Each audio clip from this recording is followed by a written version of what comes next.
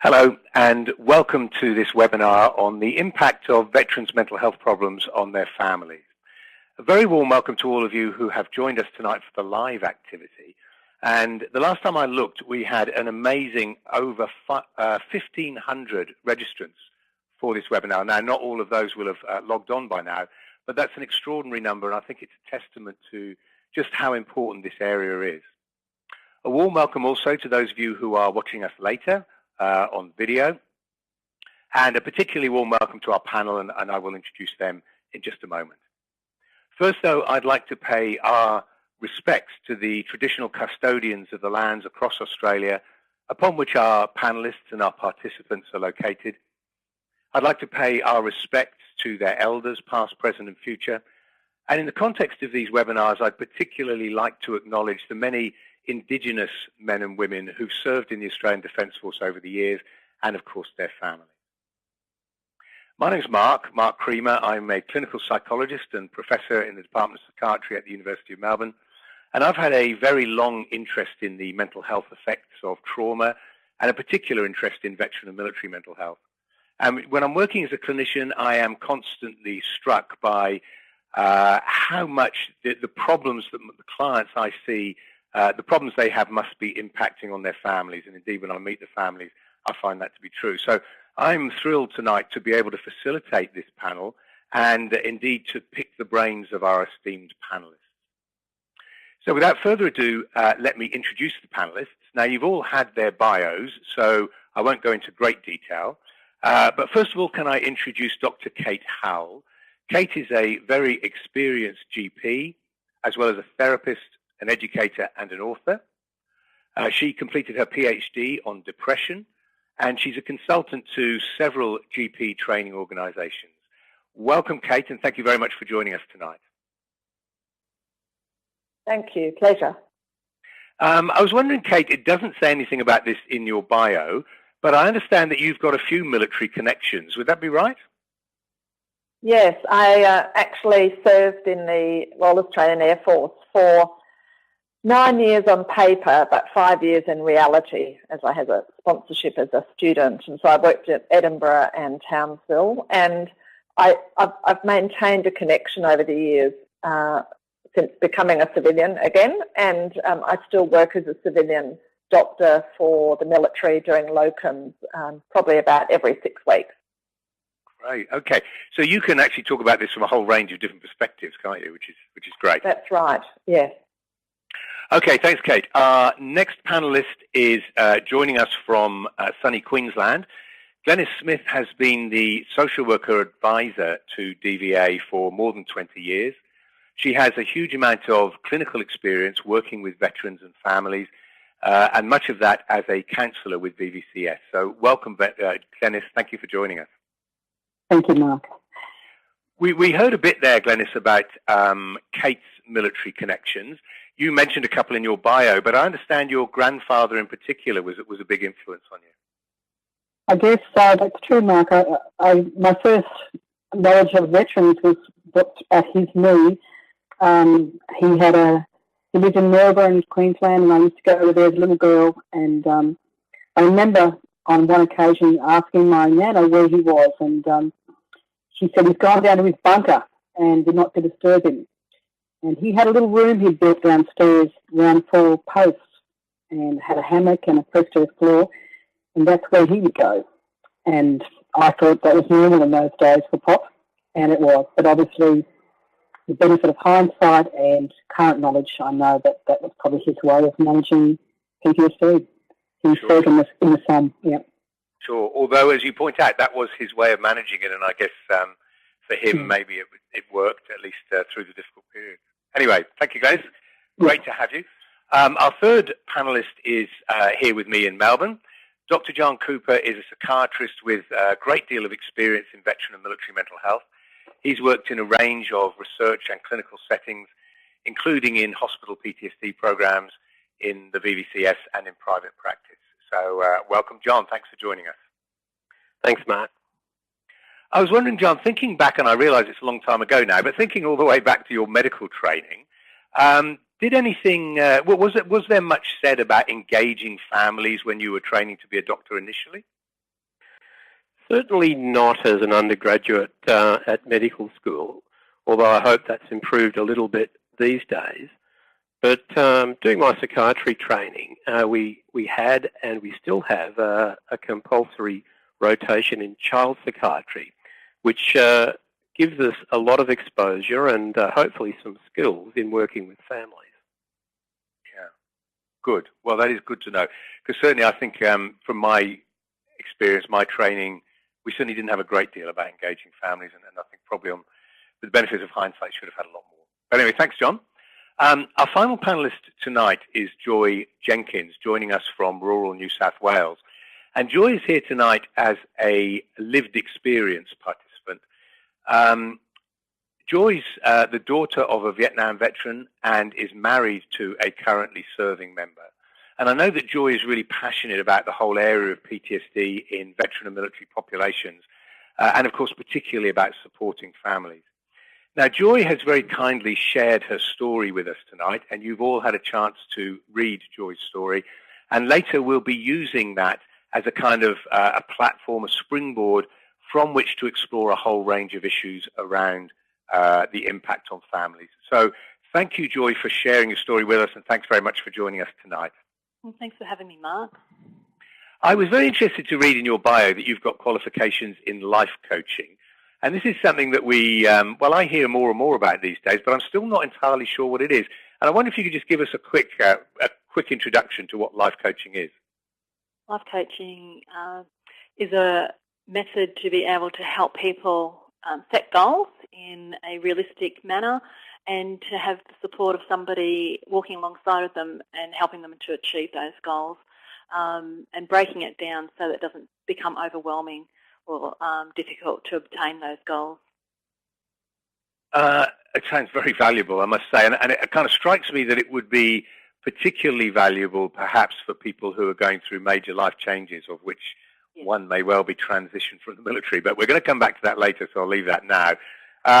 I just can't resist the temptation to ask you, Joy, I know you live very near Tamworth. Do you have to like country music in order to live in Tamworth? It's probably a good idea, especially when January rolls around and we become inundated with hundreds of thousands of people and all the country music singers. So, yes, it's probably a good idea to have a bit of a taste for country music. And do you like country music? I do, actually. Yes, I can actually understand the words. And Good. I must say I like a bit of country music myself, so nothing wrong with it. Okay, thank you very much, Joy. Thank you to all our panel. Let me just take a minute, if I can, to say a word about where this fits into the context of the webinar series. So this is the final webinar in a series of 6 DVA-commissioned webinars on the broad subject of veteran and military mental health. The first one was on veteran and military culture. We then did one on PTSD, one on anger, one on sleep, one on substance abuse. And if any of you haven't seen any of those, they're all available on the DVA at Ease website, so you can watch those as videos now. But tonight, of course, we are talking about the impact on families of veterans' mental health problems and how best we can support families through that difficult process. And the idea, of course, is hopefully that not only will we be able to help the families, but through them to get some better outcomes for the veteran as well. Now, as I said earlier, you've all had a chance to look at Joy's story, and I'm sure it would ring a number of bells with many of you, not just those of you who are working with veteran and military populations, but I suspect also those of you who are working with similar groups, and particularly such as emergency services. So tonight we're going to use Joy's story, as I said, as a kind of starting point, a kind of context, if you like, to discuss a whole range of issues associated with families and veterans' mental health.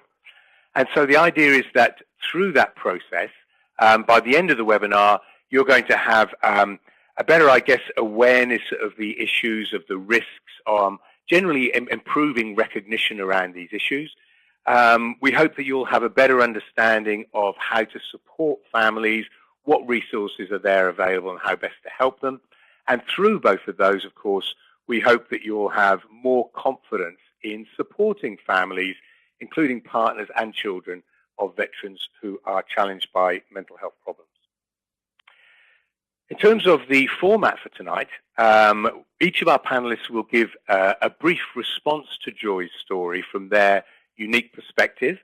I'll give Joy an opportunity to just update us briefly on where things are now, and then we'll throw it open for a broader discussion of the issues, and that will be driven primarily by the questions that you as participants have sent in to us. So without further ado, let me hand over to our first panelist, Kate Howell, to talk about her reactions to Joy's case, particularly from a GP perspective. Over to you, Joy. Thank you, Mark.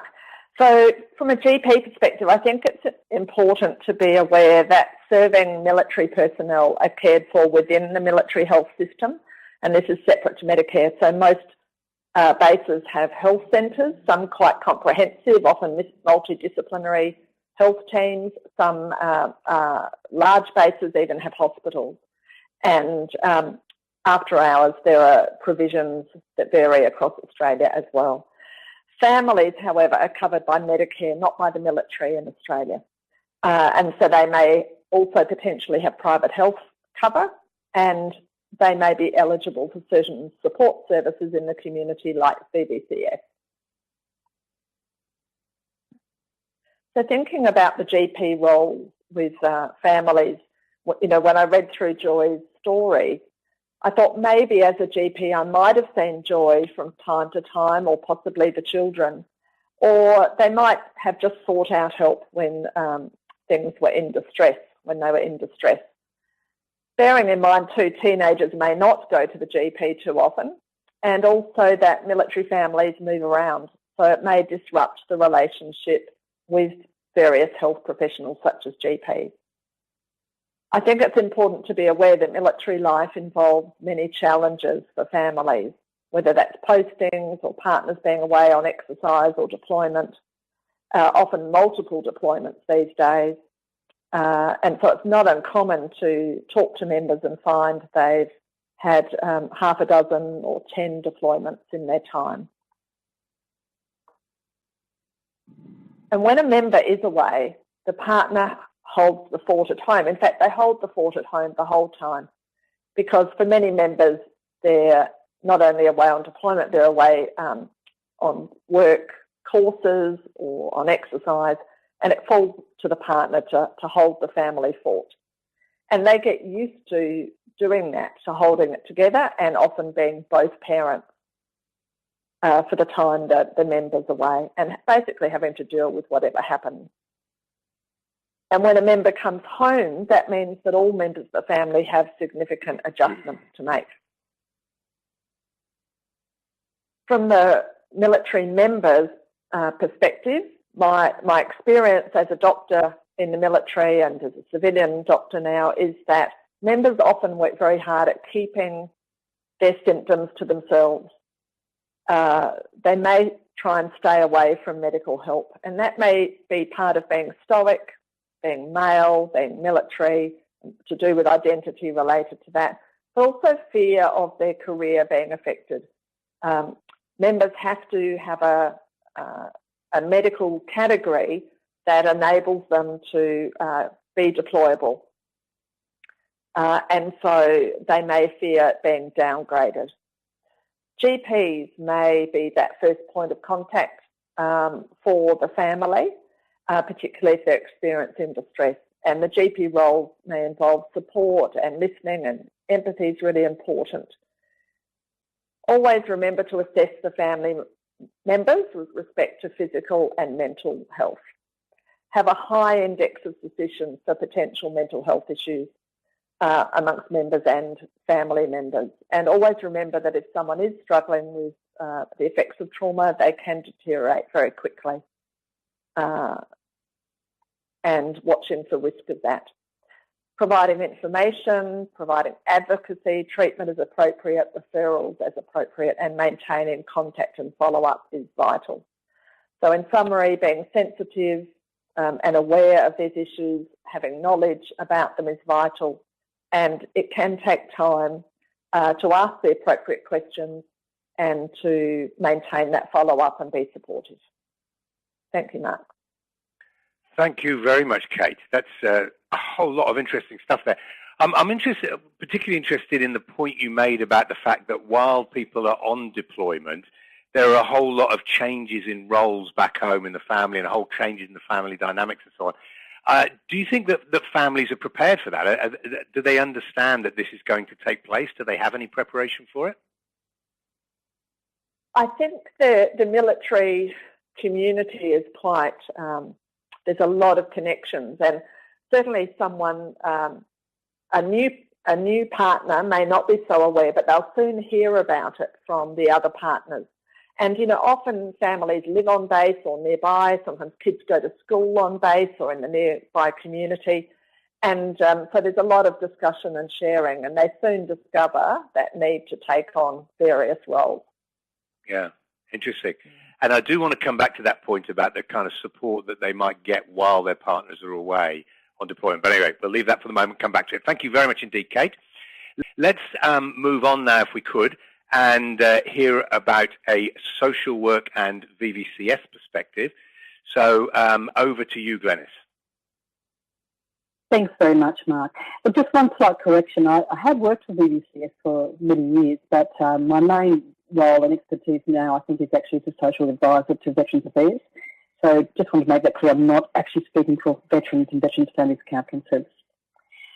Well, from a social work perspective, we generally have a dual focus of trying to respond to the identified express need of an individual client, in this case a veteran, but also to see that person's issues, or that client's issues, in the context of their social or structural situation. In Joy's situation, which is outlined in the vignette, we see her holding and shouldering some of the emerging mental health issues experienced by her husband and managing some of the impacts on the family.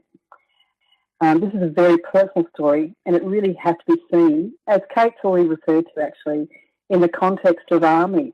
Army is family, and awareness of those macro and micro systems that impact on this family. Some of those are noted here. The very specific nature of operational service. Doing the job requires periods of time away from family, deployment in really not very safe places, and then, of course, the reintegration. It also privileges those things such as strength, competence, ability to adapt and overcome difficulties. Soldiers want to be able to do their job, and part of doing the job means being able to cope with whatever's thrown at them. How this affects the family. I just mentioned some of those micro factors, and I won't go through the whole list here because these and many more. But on a micro level, the veteran being able to do his job requires frequent relocations that Kate was referring to. Even when the veteran is at home, he's often on training, post or pre-deployment. Separation from family. And the reality is that places a huge responsibility on the carer, wife, partner of the veteran, be that male or female, and also impacts on children. Any civilian person would know the impact of having a spouse away from home, and in some of the fly-out workers, we commonly see those issues there. In a military situation, it is much more pronounced. So, how does this impact? I think one of the things that we see in the diagnosis that is covered in the vignette is the impact of trauma on families. Sue Johnson puts the case that trauma both intensifies the need for meaningful relationship, while at the same time, symptoms of trauma, such as emotional withdrawal and dysregulation, response to perceived threat, even aggression, actually undermines the necessary building blocks for those attachments to remain secure. By this I mean that relationships and families and stress goes both ways. There's no doubt that the veteran or serving member needs the family, but the family are at risk of being traumatised as well by the veteran's own experience of trauma. In Joy's story, we see the rippling effects, perhaps tsunami-like effects of her husband's mental health issues and the gradual recognition and final diagnosis. It's well known that living with someone with a traumatic experience has an effect on others. It can't be any other way. I guess that Joy's comment in referring to the steep learning curve that she and the family have had, and I guess uncertainty about what is to come, hopes for the future, uncertainties. And whilst I don't want to in any way be disrespectful of the tumultuous journey they've been on, I will say that there is hope for a better future, and that whilst we tend to look at the pathology and the traumatic impacts, there is certainly some statistics that give us hope that people can recover and make good recovery. What does recovery mean, of course, is actually has to be defined a bit. In my experience, it's very rarely the absence of any PTSD or related symptoms. Psychopathology does not disappear. My view is that really over time and with many factors working together, there can be a return to normal functioning and an ability to engage in activities of daily living. I guess defining normal could go on a bit there too, but we won't. Okay, so what helps? I guess unsurprisingly, all the normal things help. Early intervention, support from a range of services, informal and formal. At times of stress and strife, all of us reach out to those who care most about us. And it's no surprise to me, or hopefully to you, that that recent article by Hodson and McFarlane indicated that families are absolutely fundamental in support systems for service and ex-service military personnel who have a mental health disorder. And similarly, families are absolutely crucial in assisting veterans with mental health issues and require support and understanding.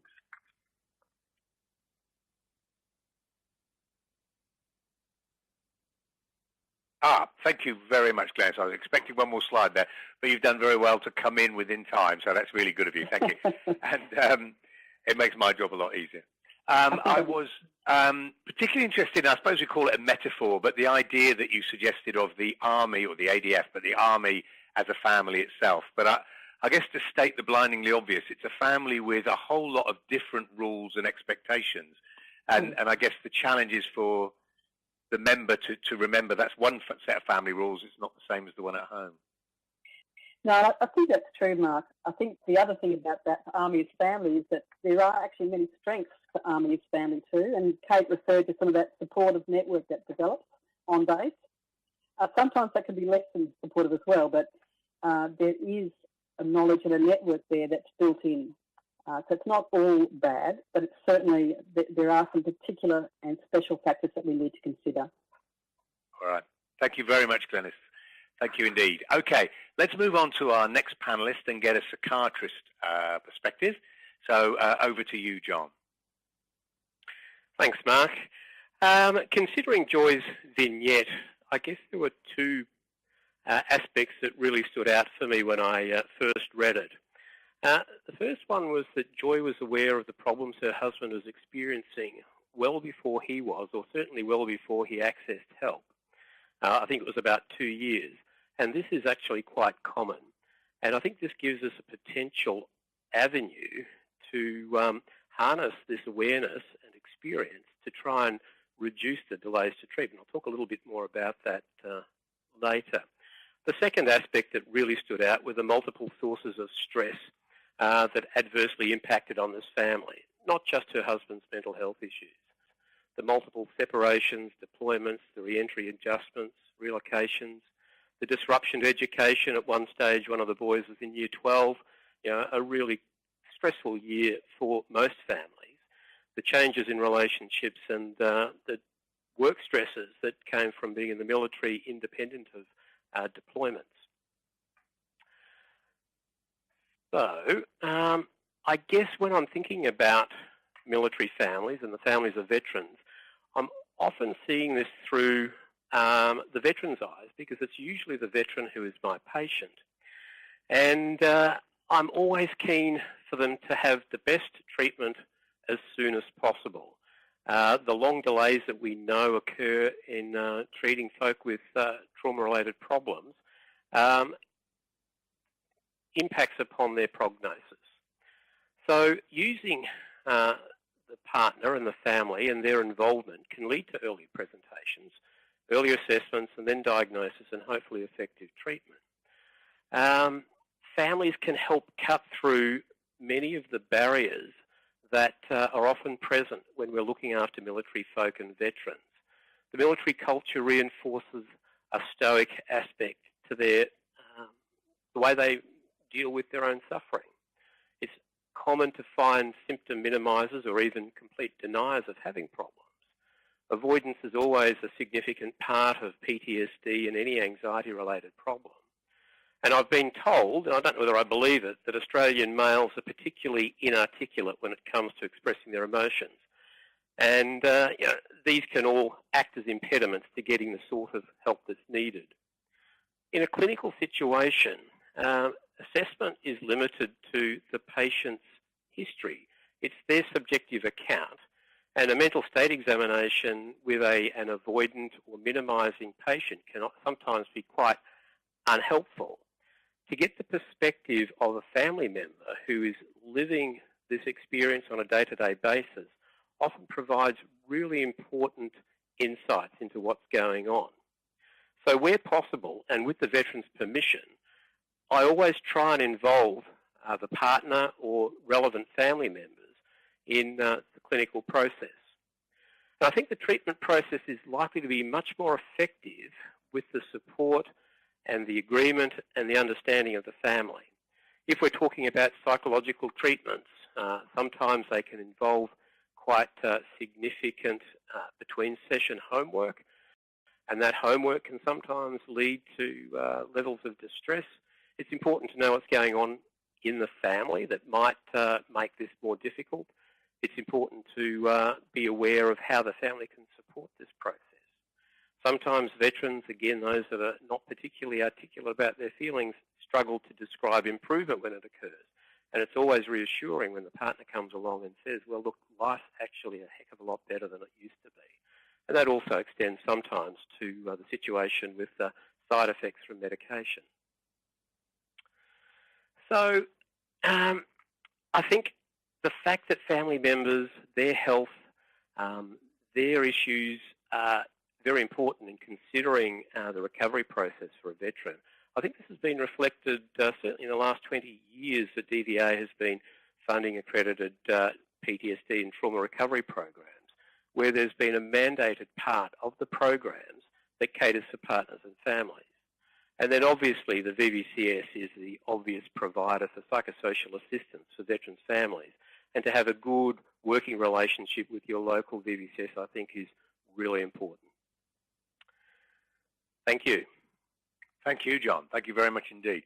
I was really struck, actually, going back to your first slide, by that first point there, that we're talking tonight about supporting families in kind of looking after and caring for a veteran with mental health problems. But the point that they actually have a whole lot of other stressors on their plate over and above that, in terms of things like separations and dislocation, changing schools and all those kinds of stressors quite independent of the veteran's mental health problems. Important point, I guess. Yeah, and I think if we don't have that information, we're really unable to provide the level of assessment and have the level of understanding that's really required. Yeah. Okay. Thank you very much, John. And finally now I'd like to hand over to Joy and ask Joy if you could, I guess, bring us up to date on what's happening at the moment, and also perhaps whether, with the benefit of hindsight, there's anything perhaps that you might have done differently. So over to you, Joy. Okay, well, at the moment we're still taking one day at a time, and my husband is still on medical leave, and he will be until next year. We're sort of looking at what that is going to entail, whether it'll be a gradual back to work, or whether it'll end up being a medical discharge. And and we're also still reviewing medication, and that has been probably a primary concern, is trying to get the right medication for him. So, and all that takes a little bit of time to be able to get the right medication. So for us, it's been a 12-month process, and we'll hopefully this month actually see whether or not a new form of medication will suit him a little bit better. There's nothing that I can sort of look back at hindsight. We did sort of pick up the warning signs and did early intervention. We did access VVCS. We did access DCO. The children were all accessed either through the GP, through a mental health program, or through VVCS. So I did actually utilise a lot of the resources available to defence members and their families. But probably the only thing that I could say is, with us moving as regularly as we do, it's really difficult to get that continuity happening with the providers.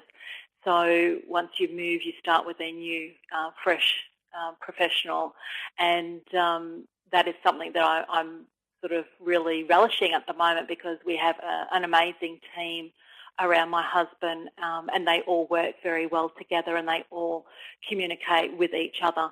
So I do feel like I'm not shouldering the entire load. Looking back, probably the only thing that I would change also was when the initial breakdown happened, my husband was released to my care, and in hindsight, he probably should have been hospitalised. Unfortunately, it was right before Christmas, and Christmas shut down, and so all these other factors do play into getting the care that he needed at that particular time, and delayed the treatment. But thankfully, February came around, and we started with a new team of medical professionals, and they've been wonderful. So working coherently with myself and my husband and the team, it's been certainly a different journey to the initial onset. Yeah, great. Thank you very much, Joy. I mean, I think it's an important point you make, isn't it, that this stuff doesn't happen in a bubble, in isolation. It happens in the context of everything else that's going on in your life at the same time, and sometimes it's just not possible. I'm particularly struck by your point about, for us, it's hard enough often to engage someone in treatment at the best of times. And as you say, if they're constantly moving, I mean, that makes it well nigh impossible, presumably. That's right. Exactly.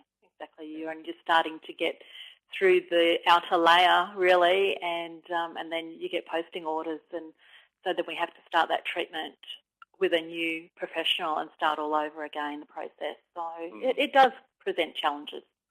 It does, huge challenges. Anyway, thank you very much, Joy. Now, before we open up for a general discussion, I'd like to ask the panellists whether they have any particular questions for Joy.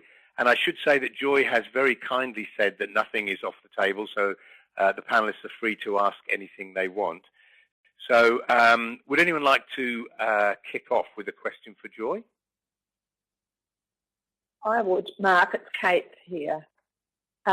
Joy, yes. I'm curious about if you're able to share with us some of the impact of your husband's struggle on you personally in terms of your own physical and mental well-being. Yep. The changes with the mental health issues, it's very different to a deployment. Really, I've asked that question to myself, why is this so much more challenging than a deployment? When a deployment happens, you have a beginning date and an end date, and you know that for the 6 months, the 9 months, however long that deployment is, that you are carrying the load at home for everything. With mental health, you have a beginning date, but you don't have an end date. So every day presents new challenges.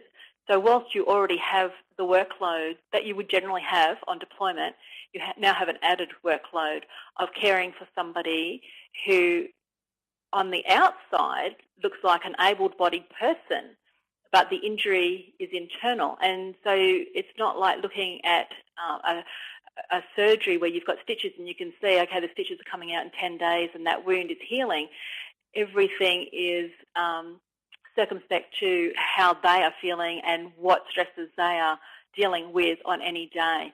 So it is a lot more complex and a lot more challenging in the sense of having an able-bodied person in the home that can't function at the levels that they used to be able to.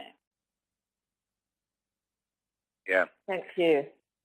Very interesting. Any of the other panelists, John or Glenys, any questions at this point? You'll have another opportunity, but anything at this point? Yes, Mark.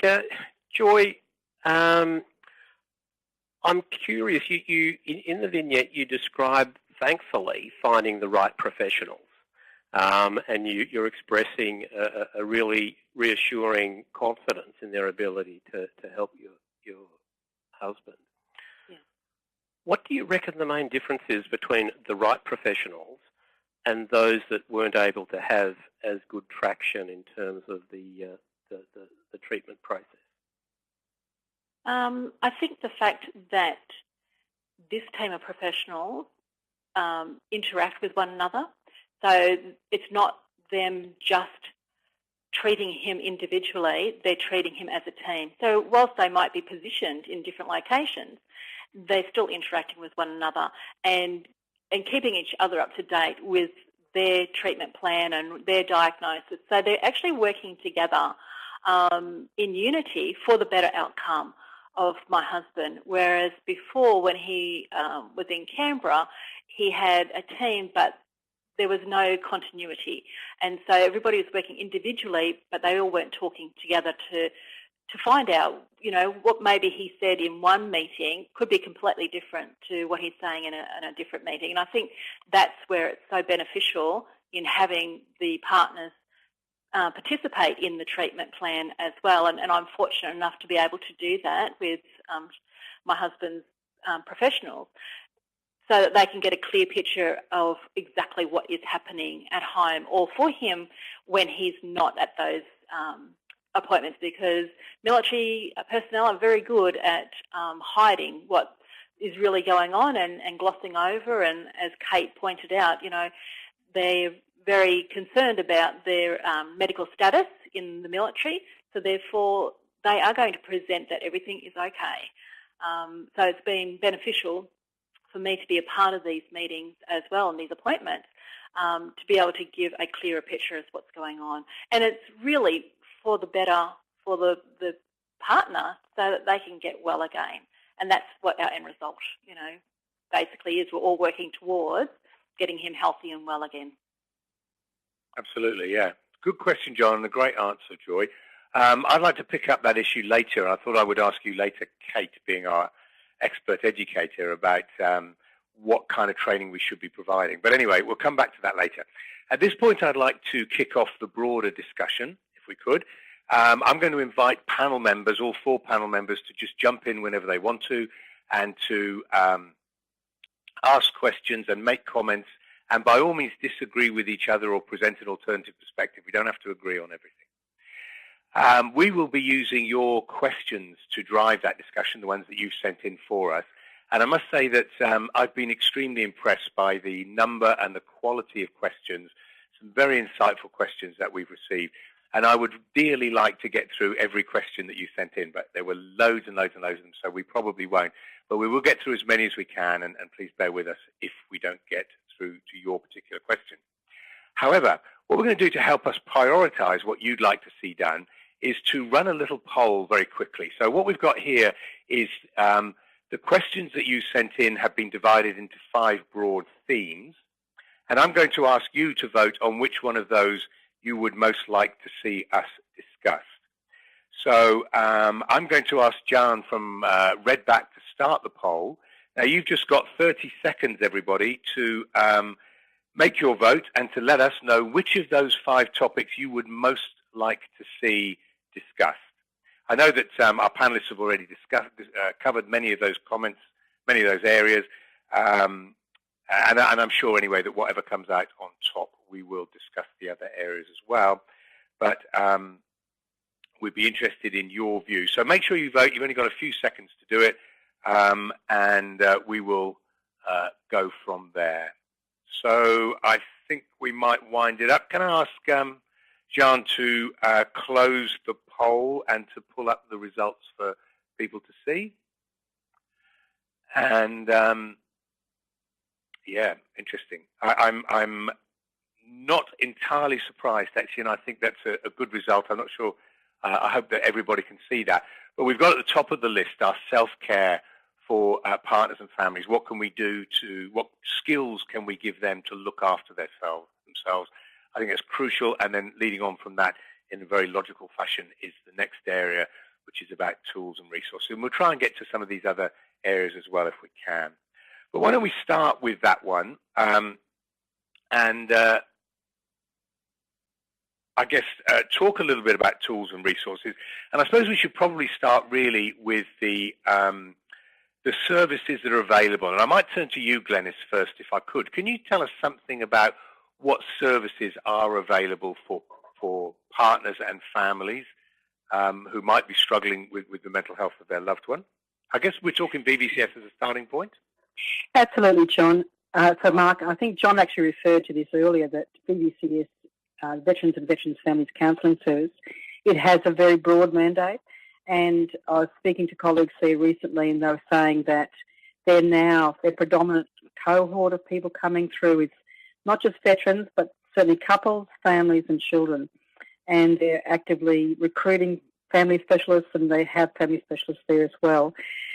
So that service is available, not just for veterans, but for veterans' families, couples and children.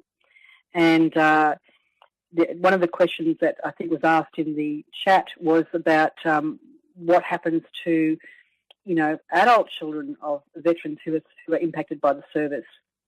My colleagues tell me that, as in the past, if an adult child has been affected by their father's service, and I suspect most would have been in some way, they can still access the service. There's either directly or under a duty of care provision. The other thing is veterans' families may not always stay together, and Veterans and Veterans Families Counselling Service still provide services for ex-partners of veterans, and I believe that the general rule is 5 years post-separation for the partner, but the children, the door is open. And again, I guess if the partner has a need and can show need for help there, the duty of care provision would kick in. And we're talking about we're throwing the word veterans around a lot. In terms of entitlement, is it available for currently serving people perhaps who haven't deployed, or does it have to be a identified veteran, or what's the entitlement issues there? My understanding is that VVCS, and I'm not an employee of VVCS, my understanding is 1 day of service is sufficient.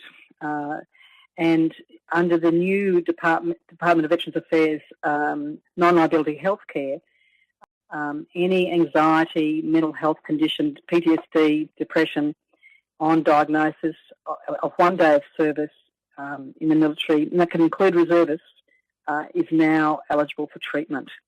And I believe VVCS are also opening the door in that respect. They've always had a broader mandate in the department. And it's not just veterans. We tend to think of veterans as the older cohort, don't we? But it's peacekeepers, serving members. There are, of course, defence community organisations for people who are currently serving, and a range of informal ex-service organisations and partners organisations too. I know that it is slightly tangential to what we're talking about tonight, but that point you make, I think, is crucial because so many people don't know it, that you literally only have to have done 1 day of service and you are qualified for free treatment for the high prevalence disorders, anxiety, depression, PTSD. Yes, so yes. Really good. And so you're thinking families as well. That's really good. John, can I just bring you in and ask about whether there would be any other services, anything else you'd recommend apart from VVCS? Well, I guess veterans and their families also have access to the general community services, and that would include community-based psychiatric services, child and adolescent mental health services. For children of veterans between the age of 12 and 25, there are headspaces where they can access. So there are all of the generic services that the rest of the community has access to that are still available to veterans. And I think in the more specific veteran domain, a number of the private and some state hospitals that have PTSD programs and a special interest in veterans also have a range of facilities and day programs that can have relevance and can be helpful in this situation. Yeah.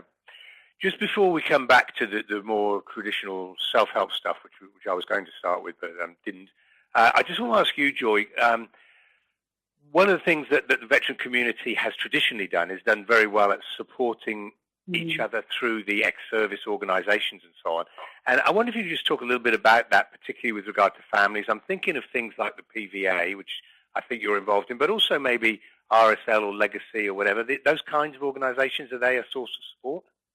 They are a source of support, and depending on probably what era you are, they tend to gravitate to the different communities. So RSL, your Legacy, and then PVA, which is probably a younger generation from my experience.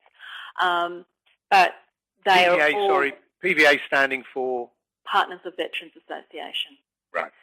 And they are all very supportive and inclusive. So if anybody has relocated to a new area and they're a little lost and don't know where to start, getting in contact with one of those facilities would certainly help engage them and offer them opportunities to point them in the right direction for support.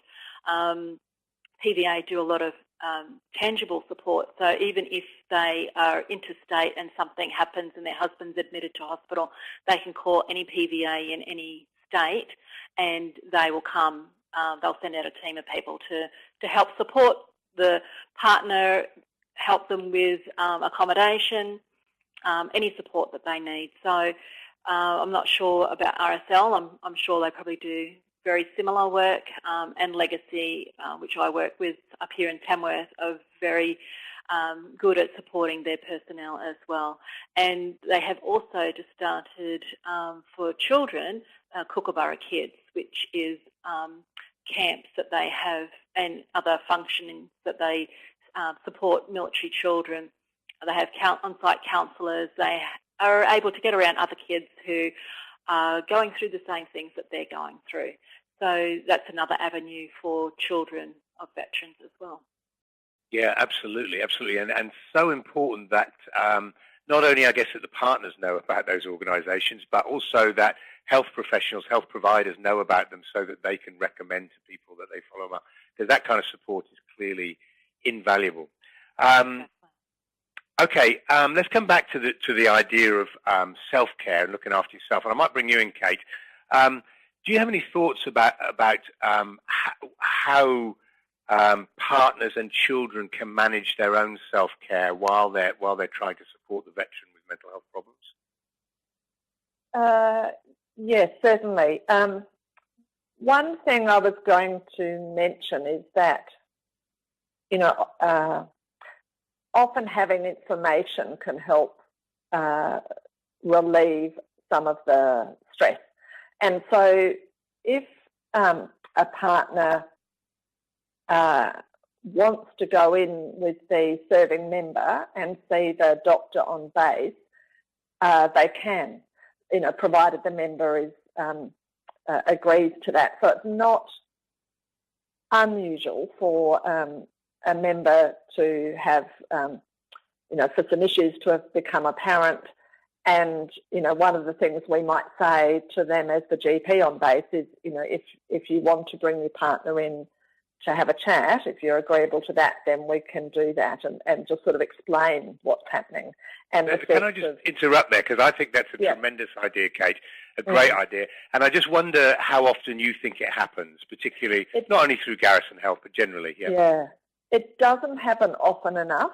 And I guess the barrier is that we don't treat the family. However, particularly when there's PTSD or depression or you're concerned about aggression and potentially domestic violence, etc., it can be incredibly helpful to get the partner's perspective for the benefit of the member, and also to be able to provide that, at least you can provide information to the partner and point them in the direction of some of the community support. And I suppose some of that usual psychoeducation around, understanding how much responsibility the partner's carrying and the added, stress of the member being unwell, that they do need to look after themselves, and unless they maintain their own health, that the family system is going to struggle. So being able to emphasise how important it is that they get support from their friends, their family, other military families, their church, whoever it is, so that they're encouraged to look after themselves, so that the family, benefits from that as well. Yeah, and I think, clearly that's crucial, isn't it, that the partners are able to look after themselves. And I suppose sometimes, I'll come back to this later, I think, but sometimes that will involve maybe some boundaries, maybe setting some limits and so on. That's clearly difficult to do, but probably crucial. Can I just ask the other panel members before I cut to Joy, Glenys or John, have you got any particular suggestions about self-care strategies that partners or children should be using? Mark, it's Glenys here, I have one, and that is that often the partners are pivotal in actually getting the help, seeking the help and getting the help. And sometimes they're a bit reluctant to actually seek that help for themselves when they see the veteran as having the main problem. However, working with that partner, that wife, that spouse, can actually have a ripple effect on the veteran too. And I've done some work at BBCS with partners and wives and spouses where 2 or 3 weeks later the veteran contacts, and it's because of those impacts. So I'm saying to wives, spouses and partners, don't sit in the problem, reach out yourself for help, and it may actually have bigger effects, more effects than you realise it may. Yeah, it's very, very important, isn't it? Can I ask you, Joy, again, thinking particularly not so much about going outside for help, but particularly self-help for you and your children, were there any strategies that you had to look after yourselves and to look after yourselves? Yes, we try and factor in enjoyable opportunities, whether it's movie nights or doing something together or going out to dinner or having a movie night at home, or just, trying to pay ourselves, I guess, in a sense. So, and because my children are older now, so it's a little bit easier to do different things with them and do one-on-one things with them that they actually like to do. So I think that was probably really instrumental in caring for them through this situation, was having that one-on-one time with them as well, and just hopping out of the situation. And, it's also almost like an escape, really, just going out and doing something that they enjoy, whether it's horse riding or they can choose, whatever it may be, and having that enjoyable time and then feeling refreshed and then coming back into the situation. We are very vigilant in doing that and maintaining it. I won't say that it's always very easy, because sometimes you're absolutely exhausted, and to the thought of doing something else is quite tiring, but I think it's pivotal in the relationships and just for our own health. Absolutely. To be able to take that time out. I'm so glad that you said that, Joy, because I agree entirely, and I think that idea of scheduling enjoyable activities, both for yourself and as a family, is so crucial, isn't it? And it's so easy to let that stuff slide when you're under a whole lot of stress. So I'm really pleased you said that, because I think it's really important. I think as health professionals, really being quite prescriptive with people about how important that is, I think is very, very important. And perhaps physically looking after yourself, like getting some exercise and plenty of rest and eating right. Yes, I do. Yes, I'm very good at that, eating well and exercising, and having other activities that I'm interested in as well. Good, because our physical health and our mental health, of course, are entwined. Anything from you, John? Did you want to say anything about self-care? only to sort of reiterate what's been said and to point out that sometimes speaking to partners, it hasn't occurred to them yet that they should be healthily selfish in terms of looking after themselves. And sometimes it requires sort of the observation that that gives the best version of themselves to their partner. And if they don't look after themselves, nobody else is going to. So we take it for granted that people think about this. But sometimes when families are stuck in the difficulties, it's very hard. And to give them permission to think that way, it's a very simple thing to do. Yeah, good point. Good point. Okay, so the next heading is about tools and resources and so on. We've already talked about what services might be available. Just a quick one on tools. To Glenys, and I'm not sure if you know the answer, Glenys, so allow me to put you on the spot. DVA has done a great job of developing sort of mobile apps around PTSD and things like PTSD Coach and so on. Do you know if there's anything available, or are there any plans to do anything similar for families, for partners, or for children? Mark, you have put me on the spot. I'm not sure about that, but I will say that the apps that are available, in terms of getting information to partners and families, are still quite useful there. They're not designed for that purpose. I actually use the High-Res app with veterans, and I find that very helpful. And I think just the PTSD app as well, it sets out really what PTSD is and what common features and symptoms of PTSD and how to go about managing that. So although I don't think there's one specifically for families, not that I've seen anyway, I think that there's no reason that veterans families can't be involved and looking at those apps. They're publicly available and getting a bit more insight into that.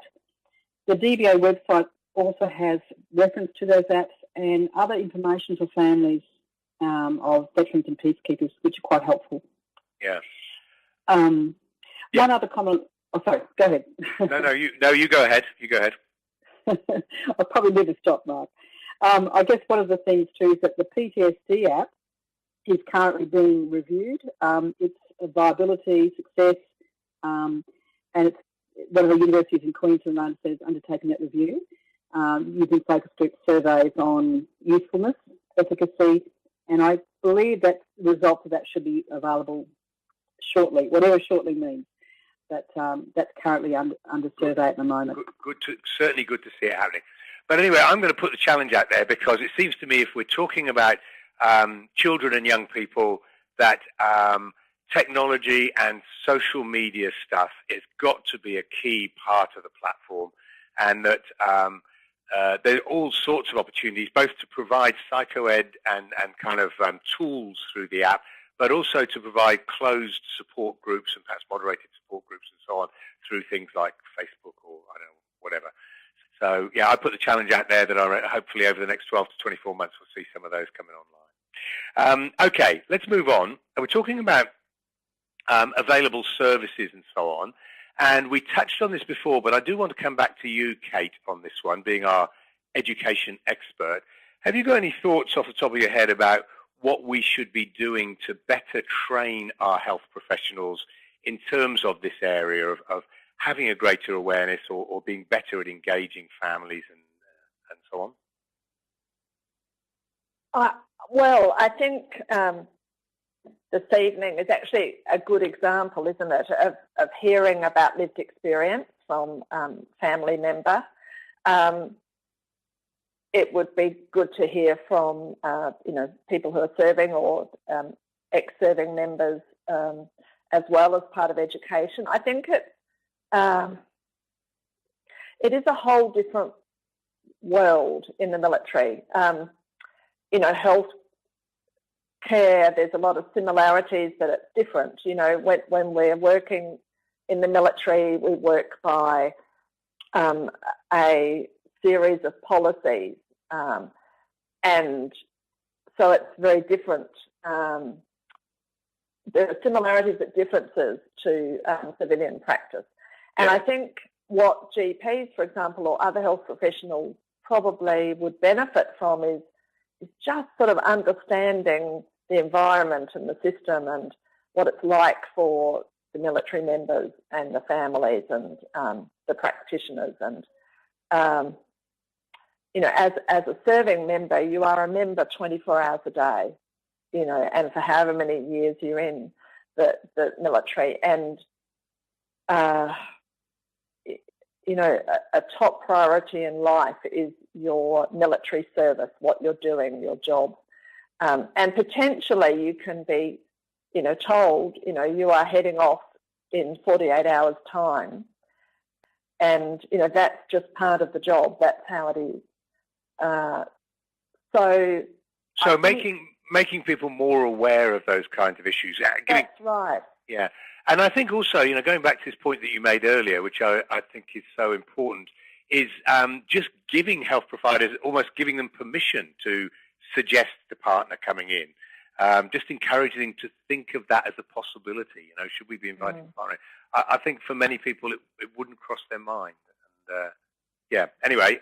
That's right. And also the communication, with the psychiatrist involved or the psychologist, social worker, etc., involved in the members' care. It's really important that the civilian team members and those working in the military, whether it's a uniformed doctor or uniformed psychologist, they all talk together. So just keeping those communication channels open is important.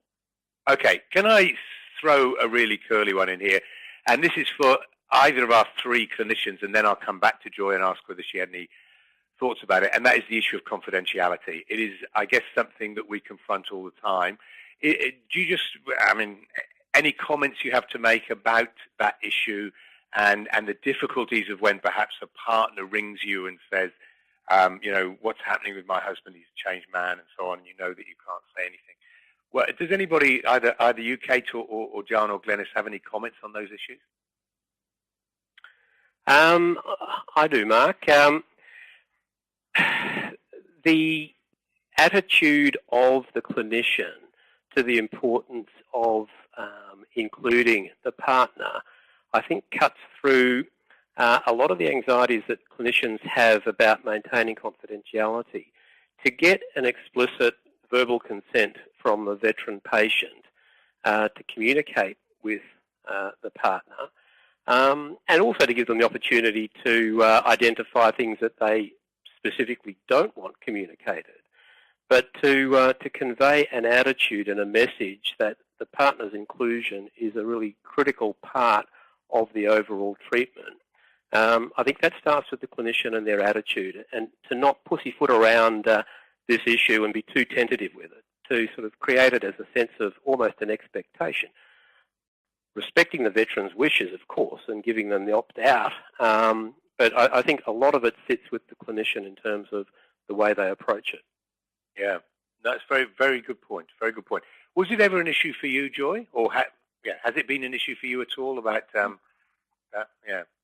No, it hasn't. My husband's been very open and has always given the professionals permission to include me or to speak to me. And I think when the patient realises that it is for their best interest, you're trying to support them, you're trying to be there along the journey with them. So when they do give that permission to the professionals, definitely, it just enhances the treatment and the treatment plan that they're putting in place. So, if more military people could, give their partners that permission, they're all working together for the greater goodness of that patient. Yeah, sure.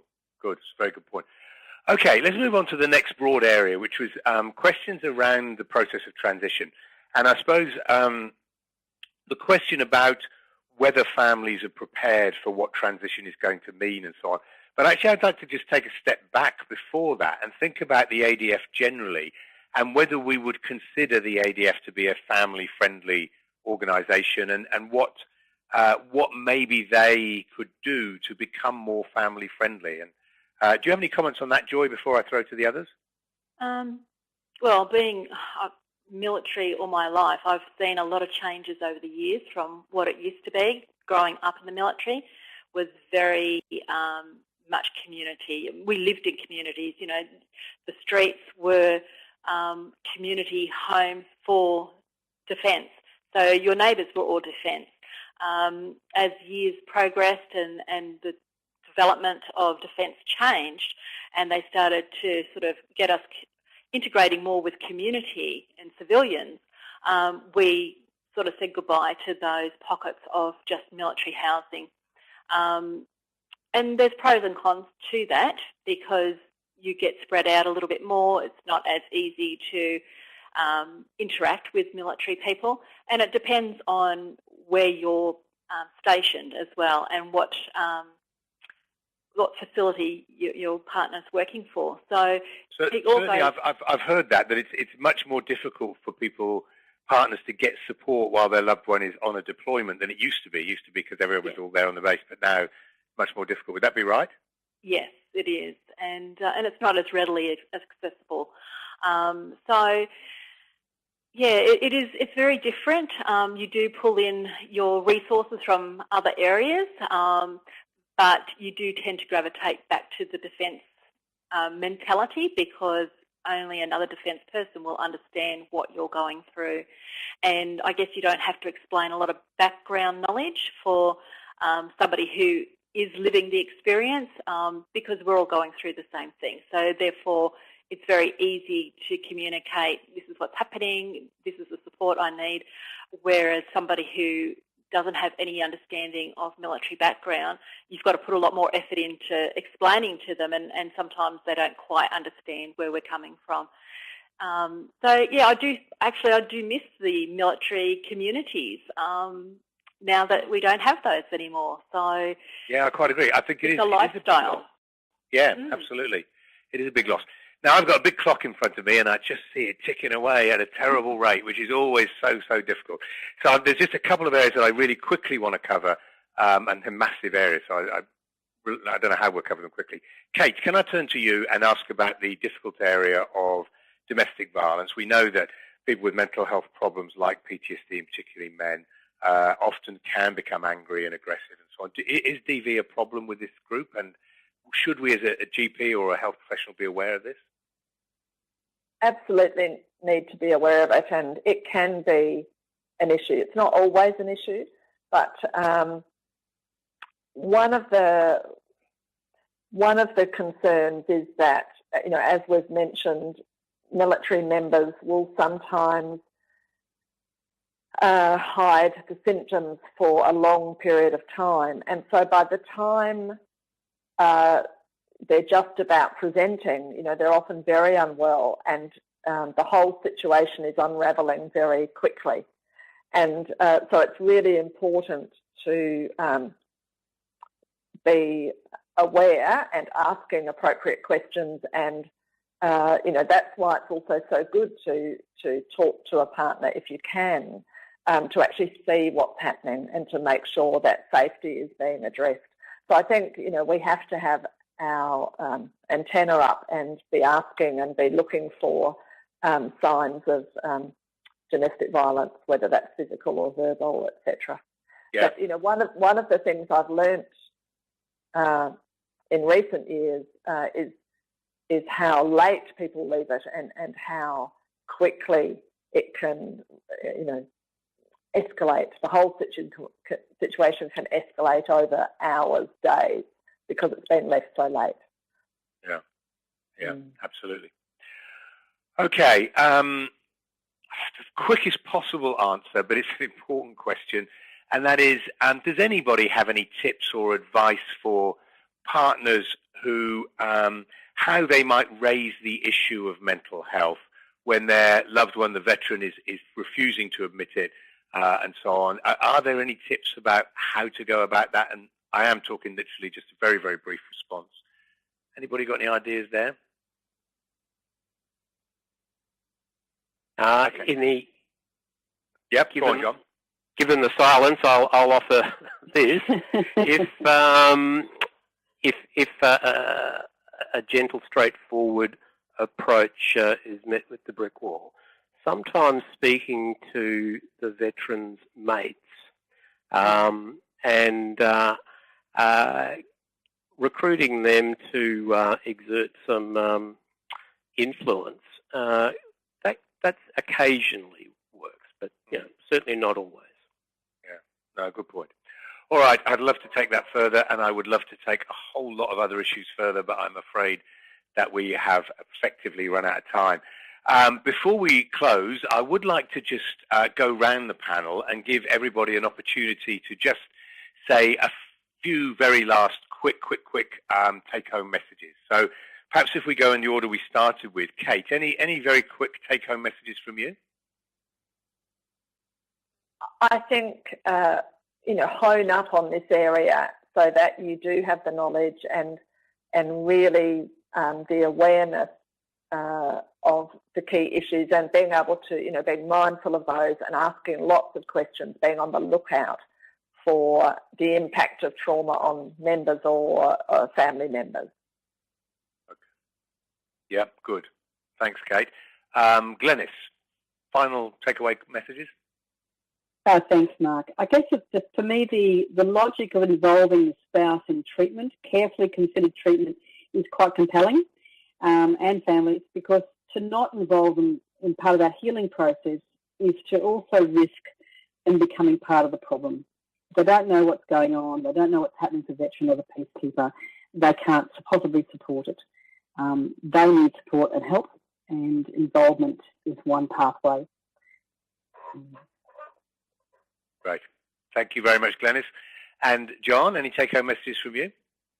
I guess, Mark, my take-home message is to re-emphasise the incredibly important interrelationship between the veteran's mental health and well-being and that of the family, and that both are enhanced by good care. And I was really taken by Joy's description of what she found the right treatment and care to be, and that was a treatment team that communicated, that collaborated, and were inclusive of her in the process. And so I think I would defer to Joy and her description there. Yeah, that's excellent advice for all clinicians, isn't it? And what about you, Joy? Do you have any take-home messages for everybody? Yes, don't assume anything, and if you ask a few questions and show some empathy, you will probably open up Pandora's box and get you the root of what's really going on. Okay. Thank you very much, and thank you very much to all of you. So just a few closing comments from my perspective. The first one here is to say that MHPN has for some time run practitioner networks where people from different disciplines can get together and share ideas and provide support and referrals and so on and so forth. And now, very excitingly, they have recently started veteran-specific professionals networks. And you can see on the screen there are a number that are already up and running. And so if you're interested in joining any of those, find the Join a Network document, which is in the resources that I'll talk about in a second. And if you're interested in actually forming one in your area, then please contact MHPN, because they're really valuable things to do. In terms of resources, there's a big list of resources for people working with families and also for families themselves that have been recommended by our panel and by DVA. And that you can click the bottom right-hand box to get them. But more importantly, MHPN will send you a link to those resources over the next week or two. So have a good look through them. There's all sorts of really good stuff there. And I would particularly give a plug to the DVA at Ease website, which I think is great. It's got loads of information for health professionals, for veterans, and for their families, a particular family portal, access to all sorts of apps and so on. So that's really good. But there's a whole lot of stuff in the resources there that you will get when we send out. Can I ask you please to complete the feedback survey before you log out tonight? It's really important for us to get your feedback and to see how well tonight's webinar has met your needs. So please do that. And finally, just to make the point that this was the last in the series of DVA commissioned webinars on veteran and military mental health, I would like to thank DVA very much for commissioning the series on what is such an important topic. And I'd also like to thank MHPN for the very professional and efficient way in which they've run the webinars. And I certainly hope that we'll be able to do some more at some stage. But for now, thank you very much indeed to the panelists, all of whom I thought did a fantastic job. Kate, Glenys, John, and Joy, thank you so much for your assistance tonight. Thank you very much to all the participants who've joined us for the webinar and for your questions and for your engagement. You know, these webinars work well because you're actively involved in them. So it's been great having all the participants along tonight. So at that point, thank you again to everybody and good night to all.